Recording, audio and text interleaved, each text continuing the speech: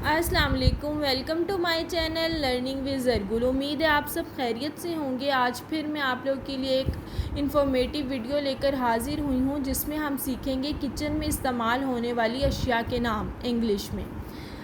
तवा, तवे को हम क्या कहेंगे? ग्रिडल। बेलन, रोलिंग पिन। कूंडी डंडा, मार्टर एंड पेसल। चाय की छलनी, टी स्ट्रेनर।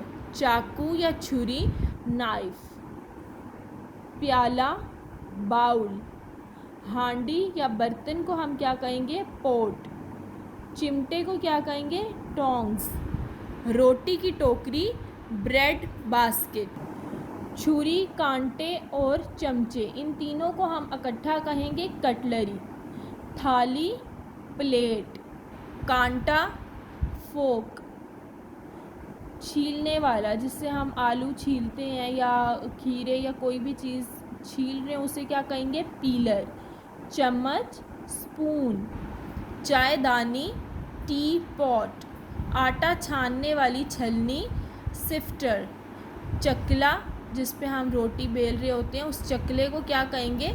Pastry board. बेलन, जिससे रोटी बेली जाती है या ब्रेड बेली जाती है, रोलिंग पिन। कढ़ाई, वॉक। ढक्कन को क्या कहेंगे? लिड। बर्तनों वाला खाना, डिश रैक।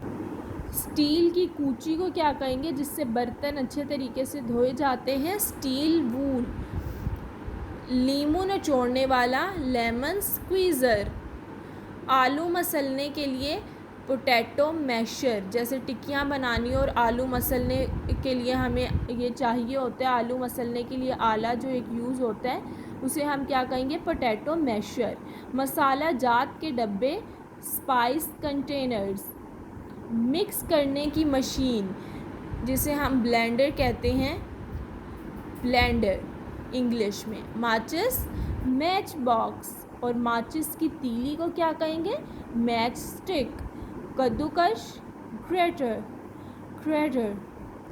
तलने का बर्तन, फ्राइंग पैन, जिसमें मुख्तलिफ़ चीज़ें तली जाती हैं, फ्राई की जाती हैं, उसे हम कहेंगे frying pan.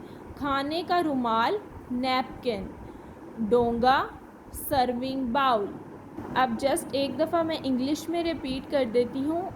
ग्रिडल, rolling pin, mortar and pestle, tea strainer, knife, bowl, pot, tongs, bread basket, cutlery, plate, fork, peeler, spoon, tea pot, sifter, pastry board, rolling pin, wok, lid, dish rack, steel wool, lemon squeezer, potato masher, spice containers, blenders, match box, match stick, grater, frying pan, napkin, serving bowl.